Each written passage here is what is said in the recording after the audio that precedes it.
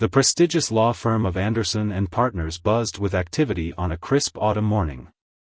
Among the well-dressed professionals striding through its marble halls was James Chen, a 28-year-old associate who had graduated top of his class from Harvard Law.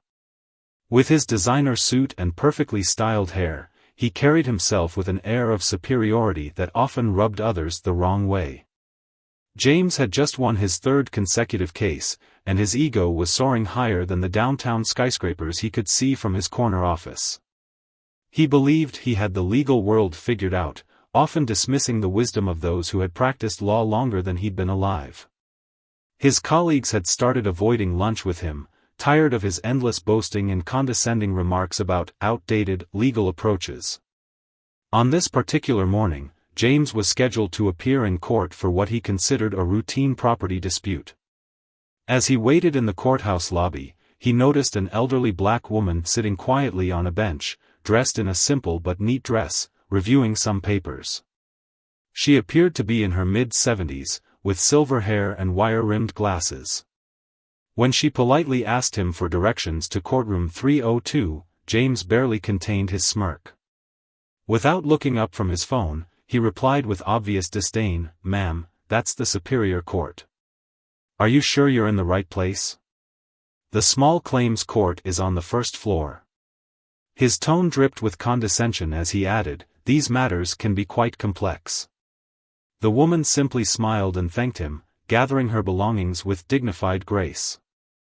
James didn't give her another thought as he strode confidently toward the same courtroom, mentally rehearsing his opening statement. He was convinced this would be another easy win to add to his growing collection of victories. As he entered courtroom 302, James was surprised to see the same elderly woman sitting at the judge's bench, engaged in animated conversation with Judge Richardson, one of the most respected jurists in the state. His stomach dropped as he overheard their warm exchange. "Dorothy, I can't thank you enough for mentoring me through law school," Judge Richardson was saying. "Without your guidance during my early career and your groundbreaking civil rights cases in the 70s, I wouldn't be wearing these robes today.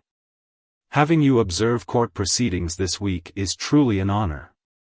James felt the blood drain from his face as the reality of the situation sank in. The woman he had dismissed so carelessly was Professor Dorothy Wilson, a legendary civil rights attorney who had broken numerous barriers in the legal profession. She had argued 5 cases before the Supreme Court, winning 4 of them, and had helped shape modern constitutional law through her pioneering work in civil rights litigation. The morning proceeded like a nightmare for James. Every time he glanced toward the judge's bench, he saw Professor Wilson taking careful notes, her expression neutral but observant. His usually flawless argument felt clumsy and disjointed, his confidence shattered by the knowledge of his earlier behavior. During a recess, James overheard 2 veteran attorneys discussing Professor Wilson's latest book on constitutional law, the same book that had been required reading in his law school classes. He remembered skimming through it, arrogantly believing he could learn nothing from outdated perspectives. Now, the weight of his ignorance pressed down on him like a heavy cloak. As the day drew to a close, James gathered his courage and approached Professor Wilson. His voice trembling slightly, he offered a sincere apology for his behavior in the lobby. To his surprise, she responded with warmth and understanding, sharing stories from her own early days as a lawyer when she had faced far greater obstacles with unwavering dignity. This encounter marked a turning point in James's career and life. He began attending legal history seminars, seeking mentorship from experienced attorneys, and gradually transforming his approach to both law and life. The incident taught him that true legal expertise wasn't just about winning cases or knowing statutes, it was about wisdom, respect, and the human element of justice. Years later, James would often share this story with young lawyers, not as a cautionary tale, but as a testimony to the transformative power of humility and respect. His encounter with Professor Wilson had taught him that greatness in law, as in life, comes not from displaying superiority, but from maintaining dignity and respect for all, regardless of appearances. The cocky young lawyer who once looked down on others had learned that the greatest legal minds are often those who remain students at heart, always ready to learn from others' experiences and wisdom. The story of James Chen's encounter with Professor Dorothy Wilson spread through the legal community like wildfire, though not in the way one might expect. It wasn't shared as gossip or ridicule, but as a testament to the transformative power of humility and wisdom. The ripples of that fateful day continued to spread, touching lives in unexpected ways. 1 month after the courthouse incident, James found himself sitting in Professor Wilson's office at the city's law school. The room was a testament to a life dedicated to justice, with walls lined with photographs of civil rights marches, framed court decisions, and countless books. What had started as a simple apology had evolved into regular mentoring sessions that would reshape his understanding of law and justice. "You know, James," Professor Wilson said, adjusting her glasses as she poured them both tea, "when I started practicing law in 1968, I couldn't even wear pants in the courthouse. The clerk would turn me away, saying it wasn't appropriate attire for a lady lawyer." She smiled at the memory, not with bitterness but with the wisdom of someone who had witnessed tremendous change. James listened intently, realizing how much history and experience sat before him. The same woman he had dismissed so carelessly was now teaching him lessons that no prestigious law school could offer. She shared stories of cases fought not just with legal precedents but with unwavering courage and dignity. During one of their sessions, Professor Wilson introduced James to her study group, a diverse collection of legal professionals who met monthly to discuss challenging cases and share experiences. Among them was Robert Hayes, a veteran public defender who had started his career as a janitor in the same courthouse where he now practiced law. "The law isn't just about winning cases," Robert explained during one meeting. "It's about understanding the human story behind each file number." His words struck a chord with James, who had always seen cases as puzzles to be solved rather than stories of real people's lives. The transformation in James's approach to law became evident in his next major case. He was defending a small family restaurant against a large corporation trying to force them out of their location. In the past, he would have approached it purely as a property dispute. Now, he took the time to understand the family's story, their immigration journey, the generations of recipes passed down, and the community they had built around their establishment. His preparation went beyond legal precedents. He visited the restaurant during busy hours, observing how it served as a gathering place for the neighborhood. He listened to regular customers share stories of birthdays celebrated, marriages proposed, and community meetings held within its walls. The case was no longer just about property rights, it was about preserving a community cornerstone. In court, James presented his case with a new kind of confidence, not the arrogant swagger of his past self, but the assured stance of someone who understood both the law and its human impact. He incorporated Professor Wilson's teachings about narrative and dignity into his arguments, weaving together legal precedents with the compelling story of the family and their restaurant's significance to the community. The opposing counsel, representing the corporation, presented cold statistics and market projections. James countered with both solid legal arguments and the warm, human element of the case. He had learned from Professor Wilson that the most powerful arguments speak to both the letter of the law and the heart of justice. When the judge ruled in favor of the restaurant family, James felt a different kind of victory than he had ever experienced before. The family's tears of joy and the cheers from community members who had packed the courtroom touched him in a way that his previous wins, driven purely by ambition, never had. That evening, as he shared the news with Professor Wilson over their regular tea, she smiled knowingly. "You're learning that the law is a tool for justice, not just a path to personal glory," she said, her eyes twinkling. Sometimes the greatest victories are the ones that preserve human dignity and community bonds. The case became a turning point in James's career. Other lawyers began to notice the change in him, how he listened more than he spoke, how he treated everyone from court clerks to senior partners with equal respect, how he took on more pro bono cases representing community interests. The cocky young lawyer who had once seen the law as a game to be won was evolving into a thoughtful advocate who understood its power to protect and serve. Professor Wilson's influence extended beyond their mentoring sessions. She encouraged James to speak at law schools, sharing his story of transformation with new generations of lawyers. Initially reluctant, he found that students responded powerfully to his honest account of how arrogance had almost blinded him to the true meaning of justice. The corporate law firm where James worked also began to change, subtle shifts that reflected his evolving perspective. He initiated a mentoring program pairing junior associates with experienced community lawyers, emphasizing the importance of understanding the human side of legal practice. The firm's pro bono hours increased, and a new emphasis on community impact emerged in their case selection process. As spring bloomed in the city, James Chen found himself facing an unexpected challenge that would test his newfound wisdom. His firm had assigned him to mentor a new associate, Thomas Parker, who reminded James uncomfortably of his former self.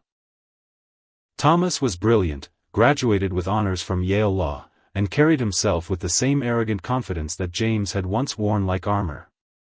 One morning, James watched from his office as Thomas dismissed a maintenance worker's friendly greeting with a curt nod, too engrossed in his phone to acknowledge the human connection being offered. The scene sparked a memory of Professor Wilson's words, "The measure of a lawyer isn't in the cases they win, but in the dignity they maintain while winning them." Instead of confronting Thomas directly, James decided to take a page from Professor Wilson's book. He invited the young associate to join him for coffee at a small cafe across from the courthouse. The cafe, run by a former client James had helped keep their lease, offered the perfect setting for an informal mentoring session. "You know," James began, stirring his coffee thoughtfully, "when I first started practicing, I thought being the smartest person in the room was all that mattered." He shared his story about Professor Wilson, watching Thomas's expression shift from polite disinterest to genuine curiosity. "But she's just a small-time lawyer, right?" Thomas interjected. "I mean, we're at one of the top firms in the city." James smiled, remembering how he might have said something similar just a year ago. He pulled out his phone and showed Thomas an article about Professor Wilson's landmark cases. "She shaped the very laws we practice today," he explained. "And she did it while facing barriers we can hardly imagine." That conversation marked the beginning of a transformation in Thomas, though not as dramatic as James's had been. Small changes appeared gradually. He started learning the names of the support staff, began staying late to help prepare pro bono cases, and even asked to attend one of Professor Wilson's study group sessions. Meanwhile, James's own journey continued to evolve. He was surprised one afternoon to receive a call from Judge Richardson, who had witnessed his interaction with Professor Wilson months ago. The judge was putting together a committee to improve access to legal services in underserved communities and wanted James's perspective. "Your experience with Dorothy showed me something," Judge Richardson explained during their meeting. "Sometimes the most valuable insights come from those who have learned to see the law through new eyes." The committee work opened James's eyes to the vast gaps in legal representation across their city. He discovered neighborhoods where people faced evictions, domestic issues, and consumer fraud without any legal guidance. The statistics were staggering, but behind each number was a human story waiting to be heard. Inspired by these revelations, James approached his firm's partners with a bold proposal. He wanted to establish a community legal clinic, staffed by rotating teams of firm attorneys and law students, offering free legal consultations every weekend. The idea was met with initial skepticism, until Professor Wilson offered to serve as an advisor. "Sometimes," she told the partners during her presentation, "the best way to build a stronger legal practice is to build a stronger community." Her words, backed by decades of experience and wisdom, carried weight that James's proposal alone might not have achieved. The clinic opened in a modest storefront 3 months later. James insisted on working the first Saturday shift himself, alongside Thomas and 2 law students from Professor Wilson's study group. The line of people seeking help stretched around the block, each person carrying not just legal documents, but life stories that needed to be heard. Among their first clients was an elderly gentleman who had worked as a courthouse janitor for 40 years. He shared stories of watching young lawyers come and go, some rising to become judges, others leaving the profession entirely. The ones who lasted, he observed, were the ones who never forgot to see the person behind the case number. That day at the clinic transformed something in Thomas. Watching James interact with clients, listening patiently, explaining complex legal concepts in simple terms, treating each person with genuine respect, helped him understand what true legal excellence looked like. It wasn't about winning at all costs, it was about using their knowledge and privileges to lift others up. Professor Wilson made an appearance at the clinic's closing hour, bringing coffee and encouragement for the tired volunteers. She sat with them as they discussed their cases, offering insights that connected their day's work to the broader struggle for justice she had witnessed throughout her career. "You see," she told them, her eyes twinkling with wisdom, "the law is like a bridge. It can be used to connect people to justice, or it can become a barrier that keeps them from it. The choice lies not in the laws themselves, but in how we choose to practice them." The clinic became a regular part of the firm's culture, with even the most senior partners taking shifts. It changed how they practiced law, bringing a human touch to even their largest corporate cases. James noticed that attorneys who volunteered at the clinic began approaching their regular cases differently, considering the broader community impact of their legal strategies. 1 year after his fateful encounter with Professor Wilson, James received an invitation to speak at a national conference on legal ethics. The topic they wanted him to address? Transformative mentorship: how one encounter changed my practice of law. As he prepared his speech, he realized that his story wasn't just about personal growth, it was about the ripple effects of humility and wisdom in the legal profession. The national conference where James was scheduled to speak brought unexpected challenges. As he stood backstage at the prestigious Hotel Grand, reviewing his notes one last time, he received an urgent text from Professor Wilson. She had fallen ill and wouldn't be able to attend as planned. Her absence felt like a physical weight on his shoulders, she had become his anchor in moments of doubt. "Remember," her text read, "sometimes teaching others helps us understand our own lessons better." Those words would prove prophetic over the next few hours.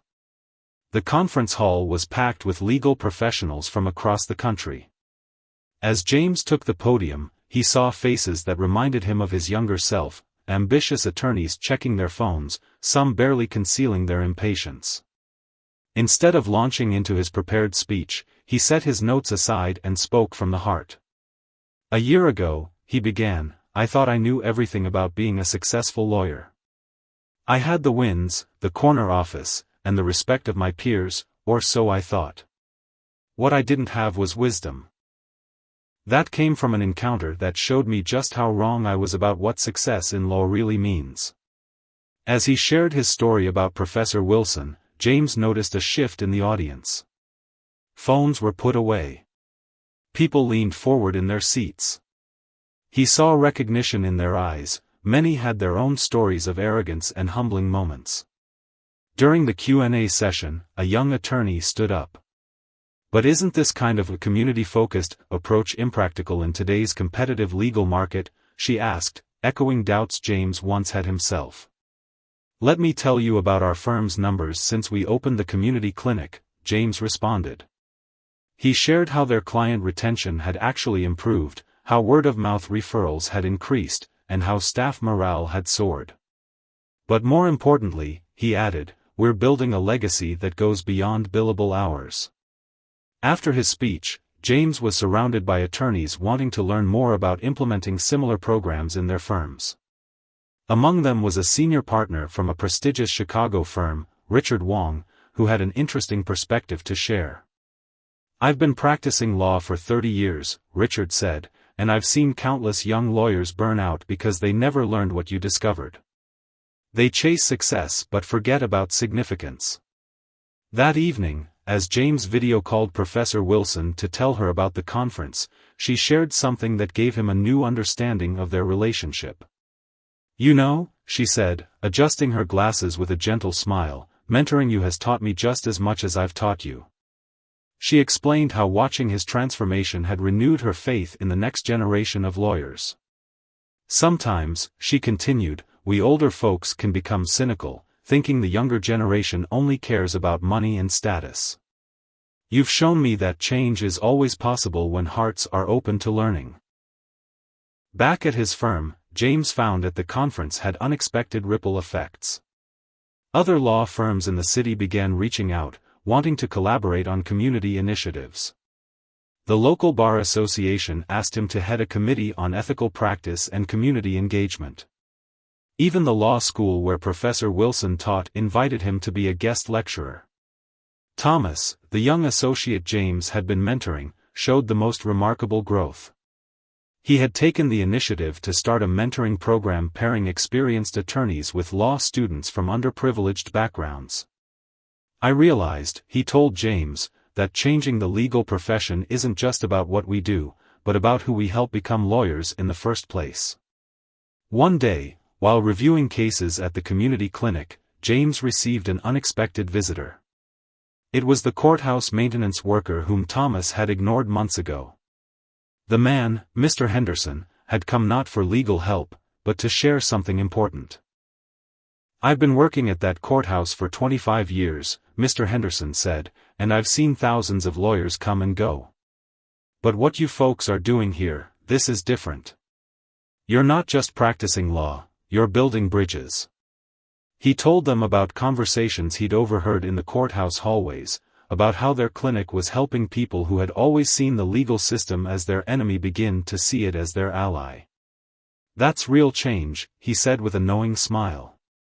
The story took another turn when Professor Wilson finally returned to the courthouse after her illness. James arranged for a special session of their study group to be held in the same courtroom where their paths had first crossed. As she entered, she found not just the regular study group members, but dozens of attorneys, judges, and community members whose lives had been touched by her wisdom through James. Judge Richardson stood to address the gathering. Dorothy, he said, his voice thick with emotion, you've always taught us that the law is about more than just rules and precedents. Through James and others you've mentored, your vision of justice is touching lives you've never even met. Professor Wilson looked around the room, tears glistening in her eyes. When I started practicing law, she said, I dreamed of changing the world through landmark cases. But now I see that the real change happens one heart at a time, one lesson at a time, one person choosing to be better today than they were yesterday. James stood at the back of the courtroom, watching the scene unfold. He thought about how a single moment of humility had sparked a movement of change that was still growing. The cocky young lawyer who had once laughed at an elderly woman in the courthouse lobby had become part of something much bigger than himself. The success of the community legal clinic had exceeded everyone's expectations, but with growth came new challenges. One rainy Tuesday morning, James arrived at the office to find an urgent email from the firm's managing partners. Their biggest client, International Properties LLC, was threatening to take their business elsewhere, citing concerns about the firm's shifting priorities. The email hit James like a punch to the gut. He had worked hard to prove that community service and profitable practice could coexist, but now that balance was being tested. As he sat in his office contemplating the situation, he remembered Professor Wilson's words, the true test of our principles comes not when they're convenient, but when they cost us something. He decided to handle the situation head-on and requested a meeting with International Properties CEO, Linda Howard. To his surprise, she agreed to meet him for breakfast the next morning at her favorite downtown restaurant. The stakes were high. International Properties represented nearly 20% of the firm's annual revenue. As James entered the upscale restaurant, he spotted Linda already seated at a corner table, reviewing documents on her tablet. She was known for her no-nonsense approach to business, having built her company from the ground up over 3 decades. Mr. Chen, she began, not looking up from her tablet, your firm's pro bono work is admirable, but we need attorneys focused on our interests, not distracted by social causes. She finally looked up, fixing him with a steady gaze. "We're considering moving our business to Patterson and Reed." Instead of immediately defending the firm's practices, James asked Linda about her own journey in business. As she spoke about building her company, he noticed how she emphasized the importance of community support during her early years, how local businesses had helped her when banks wouldn't give her loans, how neighborhood customers had kept her afloat during tough times. "You know, Linda," James said thoughtfully, "our community work hasn't distracted us from serving clients like you. It's made us better at it." He shared how their pro bono cases had helped them understand property disputes from all angles, making them more effective advocates for all their clients. He pulled out his tablet and showed her the firm's performance metrics since starting the community initiatives. Client satisfaction had increased by 40%, staff retention was up, and they were winning more cases than ever. "We're not just building goodwill," he explained, "we're building better lawyers." Linda sat back, a slight smile playing at her lips. "You remind me of someone," she said, "a lawyer who helped me with my first commercial lease 30 years ago. She took my case pro bono when no one else would even meet with me." She paused, then added, "Her name was Dorothy Wilson." James couldn't hide his surprise. The connections that Professor Wilson had built throughout her career seemed endless, each one revealing new layers of her impact on the community. Linda went on to share how that early legal help had been crucial to her success. "I've been short-sighted," Linda admitted. "Your firm's community work isn't a distraction, it's an investment in the future of our city." By the end of breakfast, not only had she decided to keep their business with the firm, but she also wanted to explore ways international properties could support the community legal clinic. When James shared this development at the next partners meeting, it sparked a larger conversation about the firm's future. Thomas, who had been quietly working on a comprehensive proposal, suggested creating a dedicated public interest division within the firm. This would allow them to better balance their commercial and community work while providing structured career paths for attorneys interested in both areas. The proposal gained unexpected support from senior partners who had initially been skeptical of the community initiatives. They had seen how these programs had transformed their firm's culture and reputation in the legal community. One senior partner, Harold Blackwood, who had practiced law for over 4 decades, stood up during the meeting. "In all my years," Harold said, his voice carrying the weight of experience, "I've never seen our firm more united in purpose. We're not just serving clients anymore, we're serving justice in its truest form." The news of these developments reached Professor Wilson as she was preparing for her last semester of teaching before retirement. She invited James to her office, where papers were already being packed into boxes, each one representing decades of legal battles fought and won.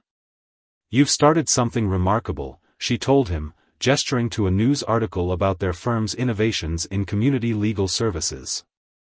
"But remember, success can be more challenging than failure.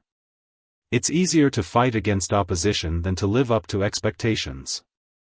Her words proved prophetic as the firm began implementing their new structure. They faced logistical challenges, scheduling conflicts, and occasional grumbling from attorneys who preferred the old way of doing things. But they also experienced unexpected moments of triumph. One such moment came when a young lawyer from another firm, inspired by their example, started a similar program in her practice. Another arrived when a client they had helped at the clinic returned to volunteer as a translator for other community members seeking legal help. The local bar association took notice, creating a task force to study how their model could be replicated across other firms. James found himself increasingly asked to speak at legal conferences, sharing not just their successes but also their struggles and lessons learned. Thomas, continuing his own journey of growth, took on more responsibility in managing the community programs. He had developed a particular interest in immigration law after working with families at the clinic, showing how exposure to community needs could shape legal careers in unexpected ways. One afternoon, as James watched Thomas patiently explaining legal concepts to a group of high school students visiting the firm, he realized how far they had both come. The transformation that had begun with a humbling encounter in a courthouse lobby had grown into something that was changing not just individuals, but the very culture of legal practice in their city. As autumn painted the city in shades of gold and red, a new challenge emerged that would test everything James and his colleagues had built. A prominent business magazine published an investigative article questioning the effectiveness of law firm community programs, specifically targeting their clinic as an example of performative social responsibility. The article cited anonymous sources claiming that the firm's pro bono work was merely a marketing strategy, suggesting that they cherry-picked easy cases for publicity while ignoring more complex community needs. For James, who had poured his heart into building these programs, the accusations felt like a personal attack. Professor Wilson, now semi-retired but still actively mentoring, called James as soon as she read the article. Her voice carried its usual calm wisdom over the phone. "Remember when I told you that success brings its own challenges? This is one of those moments where your response matters more than the accusation." Instead of issuing an immediate defense or hiring a PR firm as some partners suggested, James decided to take a different approach. He invited the magazine's journalist, Alicia Rivera, to spend a week observing their clinic's operations firsthand. It was a risky move that made some partners nervous, but James remembered Professor Wilson's teachings about transparency and truth. "We have nothing to hide," he told the concerned partners. "Let our work speak for itself." Alicia arrived on a busy Monday morning, notebook in hand and skepticism evident in her expression. She watched as Thomas handled a complex eviction case, taking extra time to explain the process to an elderly couple who spoke limited English. She observed junior associates staying late to prepare for cases that would never generate billable hours. But the turning point came on Wednesday when a young mother arrived at the clinic in tears. Her son's medical bills had forced her into bankruptcy, and she was about to lose her small daycare business. The case was exactly the type the article had claimed they avoided: complex, time-consuming, and with no guarantee of success. Without hesitation, James and his team took on the case. Alicia watched as they mobilized resources, with Thomas researching bankruptcy laws late into the night while other attorneys reached out to their networks for assistance. Even Linda Howard from International Properties got involved, offering temporary space for the daycare during the bankruptcy proceedings. The case revealed something else: how their community work had built a network of support that extended far beyond legal services. Local business owners, medical professionals, and other community members whom they had helped in the past stepped forward to offer assistance. During this time, Professor Wilson made an unexpected appearance at the clinic. Despite her semi-retirement, she had heard about the situation and came to offer her expertise in bankruptcy law. Alicia watched in amazement as this legendary attorney sat with the young mother, speaking to her with the same respect and attention she had given to Supreme Court justices. "You see," Professor Wilson explained to Alicia during a quiet moment, "the law isn't just about winning cases. It's about restoring dignity to people who feel the system has taken it from them." The article Alicia eventually published was very different from her first piece. Titled "Beyond Pro Bono: How One Law Firm is Redefining Community Justice," it detailed not just the successful cases, but the daily struggles, the late nights, and the genuine commitment to change they witnessed. The story had an unexpected impact. Other law firms began reaching out, not to criticize but to learn. James found himself hosting delegations from firms across the country, sharing their methods, mistakes, and lessons learned. The very criticism that had threatened their work was now helping it spread. During this period, Thomas emerged as a powerful advocate for their approach. His own transformation from skeptic to believer made him particularly effective at addressing doubts from other firms' young associates. "I used to think success in law was about winning at all costs," he would tell them. "Now I understand it's about winning the right way." The experience also led to an important innovation in their program. They began documenting their processes, challenges, and solutions, creating a manual for other firms wanting to establish similar programs. Professor Wilson, drawing on her decades of experience, helped ensure the guide addressed not just practical matters but also the philosophical foundations of community-focused law. One particularly meaningful moment came when they received a letter from a law student who had read Alicia's article. The student shared how the story had changed her career plans, convincing her to pursue public interest law instead of corporate practice. "Your work showed me that I don't have to choose between making a living and making a difference," she wrote. As winter approached, James found himself reflecting on how far they had come from that first humbling encounter in the courthouse. The criticism that had initially seemed like a threat had actually strengthened their resolve and helped spread their message further than they could have imagined. During a quiet evening at the clinic, as they were wrapping up a particularly challenging day, Mr. Henderson, the courthouse maintenance worker, stopped by with his famous homemade cookies.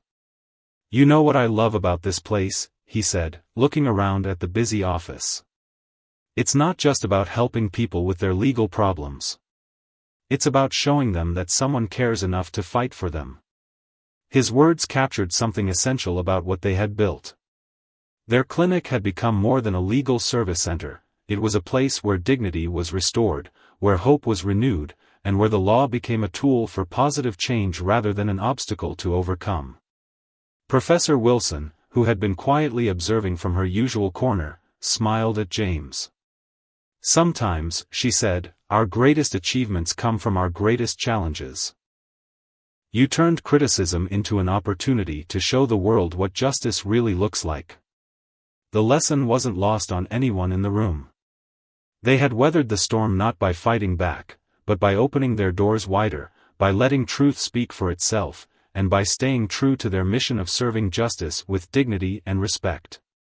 Spring brought unexpected news that would reshape the future of everything James and his colleagues had built. Professor Wilson had been diagnosed with a serious illness, and while treatable, it forced her to step back completely from her remaining advisory roles. The news hit the legal community hard, but it sparked something remarkable in response. James received a call from Judge Richardson with an unprecedented proposal. The State Bar Association wanted to establish a Justice and Community Leadership Institute, named in Professor Wilson's honor. They wanted James to help design and lead it, combining his firm's practical experience with Professor Wilson's philosophical approach to law and justice. "This isn't just about continuing what you've started," Judge Richardson explained during a planning meeting. "It's about institutionalizing the changes you've helped create in our legal community." The scope of the project was daunting. They would need to create a comprehensive program that could train lawyers from across the country in community-focused legal practice. Thomas, who had grown into a respected leader in his own right, immediately volunteered to help develop the curriculum. "We need to show them it's not just theory," Thomas insisted during a planning session. "They need to see how this approach makes them better lawyers, not just better people." Linda Howard from International Properties surprised everyone by offering to fund the Institute's first 5 years of operation. "Dorothy Wilson gave me a chance when no one else would," she explained at the announcement ceremony. "This institute will ensure her legacy of giving chances continues." The project took on added urgency as news of Professor Wilson's condition spread. Law firms that had once been skeptical of their community-focused approach now reached out to offer support and resources. The institute was becoming a collaboration between traditional corporate law and public interest practice, breaking down barriers that had existed for generations. During this time, James received an unexpected visit from Alicia Rivera, the journalist who had once criticized their program. She wanted to write a follow-up piece, but more importantly, she had a personal request. Her younger sister was starting law school and wanted to intern at their firm. "I've seen what you're building here," Alicia said. "It's the kind of law practice I want her to learn from." The Institute's planning forced James to reflect deeply on his own journey. How could they teach others what he had learned through that chance encounter with Professor Wilson? How could they institutionalize humility, empathy, and wisdom? The answer came from an unexpected source. Mr. Henderson, the courthouse maintenance worker, shared a suggestion during one of his regular visits to the clinic. "You know what made Professor Wilson special," he said. "She never talked down to people. She shared her journey, including all the times she messed up and had to learn better." This insight became a cornerstone of the Institute's approach. They would teach not just through success stories, but through failures and lessons learned. Every instructor would begin by sharing their own story of transformation, creating a culture of honesty and growth. The development of the Institute also led to an innovation in their firm's structure. They created a rotation system where attorneys would split their time between corporate work and community practice. This approach helped prevent burnout while ensuring that insights from each area of practice could inform and improve the other. Professor Wilson, despite her illness, insisted on being involved in the planning. During a video call from her hospital room, she shared a perspective that would become central to the Institute's mission. "The law is like a river," she said. "It can either divide communities or connect them. The choice lies in how we direct its flow." As the Institute took shape, they received applications from lawyers across the country wanting to participate in the first training cohort. The selection process revealed something fascinating. Many applicants shared stories similar to James's, moments where they realized their practice of law had lost its connection to justice and human dignity. Thomas took charge of developing a mentorship component, drawing on his own experience of transformation. "We need to create a space where lawyers can be vulnerable," he explained during a planning session. "Where they can admit what they don't know without fear of judgment." One day, while reviewing applications, James received news that brought tears to his eyes. A group of former clinic clients had organized a surprise for Professor Wilson.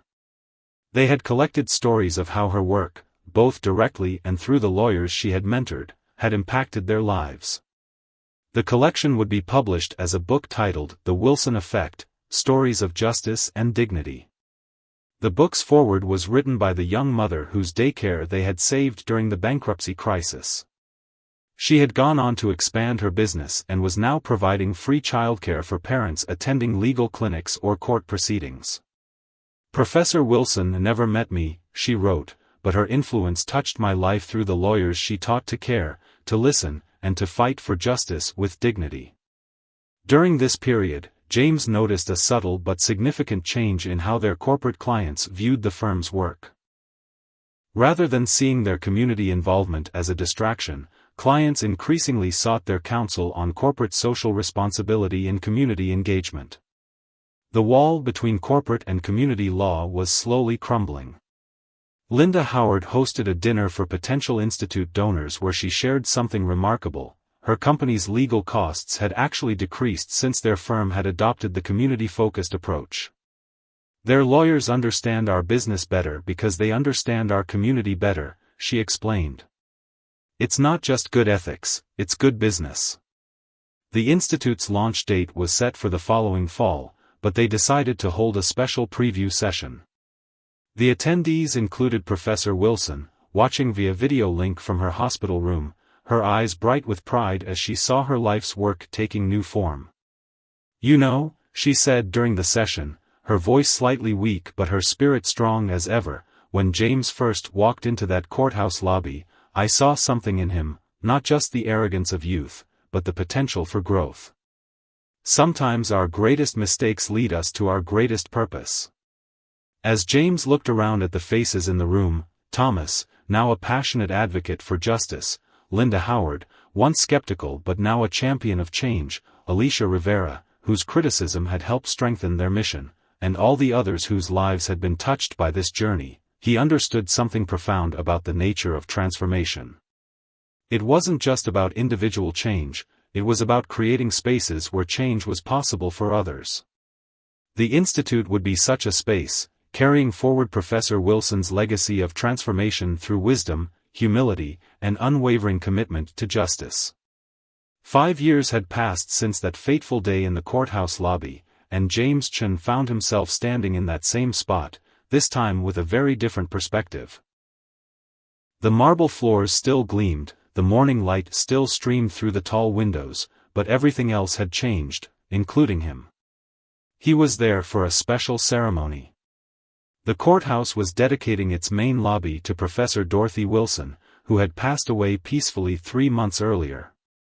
Her last years had been filled with joy as she watched the Justice and Community Leadership Institute flourish, touching lives across the country. As James waited for the ceremony to begin, he noticed a young attorney frantically reviewing papers on a nearby bench. She had the same intense look he once wore, the same designer suit, the same air of self-importance. When an elderly gentleman asked her for directions, she barely looked up from her phone. James smiled, remembering. He approached them both. "Courtroom 302 is just up those stairs," he said kindly to the elderly man. Then, turning to the young attorney, he added, "You know, I was just like you once, too focused on my cases to see the humanity around me. But someone taught me that our greatest legal education often comes from the people we least expect to be our teachers." The young attorney looked up, startled by his words. Before she could respond, the lobby began filling with people arriving for the dedication ceremony. The crowd was a living testament to Professor Wilson's impact: judges, attorneys, community members, former clients, and even Mr. Henderson, now retired but still bringing his famous cookies to special occasions. Judge Richardson stepped up to the podium, his voice carrying through the historic space. "We're here today not just to dedicate a lobby, but to celebrate a legacy. Dorothy Wilson transformed not just how we practice law, but how we understand justice itself." As various speakers shared their memories, a powerful story emerged. The Institute had trained over 1,000 lawyers in its first 5 years, each one carrying Professor Wilson's principles back to their communities. The ripple effect was measurable: increased access to justice, improved community law enforcement relations, and more equitable legal outcomes across the board. Thomas, now a partner at the firm, spoke about the program they had developed to identify and support promising law students from underserved communities. "Professor Wilson taught us that changing the face of justice means changing who has access to legal education," he explained. "Today, we have 25 scholarship recipients studying law, each committed to returning to their communities as advocates for justice." Linda Howard shared how their model had influenced corporate law practices nationwide. "We've proven that community-focused law isn't just ethical, it's excellent business," she said. "Our legal costs are down, our community relationships are stronger, and our lawyers are more effective because they understand the human impact of their work." Alicia Rivera, who had become a regular collaborator with the Institute, spoke about how her initial skepticism had transformed into deep respect. Her sister, now a second-year associate at the firm, was carrying forward the legacy of community-focused practice. But perhaps the most powerful moment came when Maria Rodriguez, the daycare owner they had helped years ago, took the podium. Her business had grown into a network of community-supported childcare centers, and she had recently completed her paralegal certification. "Professor Wilson never met me," Maria said, her voice thick with emotion, "but her spirit of dignity and justice touched my life through the lawyers she inspired. Today, I help other parents understand their legal rights. This is how justice grows, from person to person, heart to heart." James was the final speaker. As he looked out at the gathered crowd, he saw not just colleagues and friends, but a movement that had grown from a single humbling moment. He shared the story of his first encounter with Professor Wilson, not sparing himself any embarrassment. "I thought I was successful because I won cases," he said. "Professor Wilson showed me that true success in law isn't about winning, it's about advancing justice. It's about seeing the humanity in every person who walks through these doors, whether they're wearing a designer suit or seeking help at a free legal clinic." He revealed something he had never shared publicly before: how close he had come to quitting law entirely before meeting Professor Wilson. "I was winning cases but losing my soul," he admitted. "She didn't just teach me to be a better lawyer, she taught me to be a better human being." The ceremony concluded with the unveiling of a plaque that would greet everyone entering the courthouse.